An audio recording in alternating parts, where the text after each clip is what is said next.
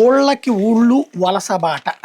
సాక్షి ఒక వార్త రాసుకొచ్చింది. రాయలసీమలో ఉపాధి కరువై ఊళ్ళకి ఊళ్ళు ఖాళీ అవుతున్నాయి. స్థానికంగా పనులు దొరక్క ప్రజలు సుదూర ప్రాంతాలకు పైన అవుతున్నారు. కర్నూలు జిల్లా మంత్రాలయ నియోజకవర్గంలో కౌతాళం మండలం మల్లనహట్టికి చెందిన 40 కుటుంబాలు శుక్రవారం వలస వెళ్ళాయి. కల్లు దేవకుంటలో 2 వ్యాన్లలో పిల్లలు చదువు మానిపించి మరీ వలస వెళ్తున్న దృశ్యాలు స్థానికులను కలిసివేశాయన్నటువంటి. ఇదివరకు సేమ్ వార్త ఈనాడు జ్యోతిలో జగన్ ఉన్నప్పుడు వచ్చింది. ఇక్కడ సమస్యల్లో ఏంటంటే రాయలసీమకి సంబంధించినటువంటి అంశం మీదన ఈ రోజు వరకు సమగ్ర ప్రణాళికలు లేవు. ప్రతి ప్రభుత్వాలు సొల్లుపన్యాసాలు చెప్తూ ఉంటుంటే బాగు చేసేసామన్నటువంటి కబుర్లు చెప్తూ ఉంటుంటాయి. సమగ్రమైనటువంటి ప్రణాళిక లేకపోవడమే అతి పెద్దదైనటువంటి చేప. ఇప్పుడు ఆ రోజున నేను ప్రశ్నించాను, ఇప్పుడు అదే ప్రశ్నిస్తున్నాను. ఉపాధి హామీ ఏమైంది? ఇలాంటప్పుడే కదా ఉపాధి హామీ పథకాలు అన్నటువంటిది. ఉపాధి హామీ పథకం ఇప్పుడు అమలు చేయకపోతే ఇంకెప్పుడు అమలు చేస్తాం? అవసరమైతే ఆ రైతులకు ప్రభుత్వం ఎందుకు పనులు ఇవ్వకూడదు?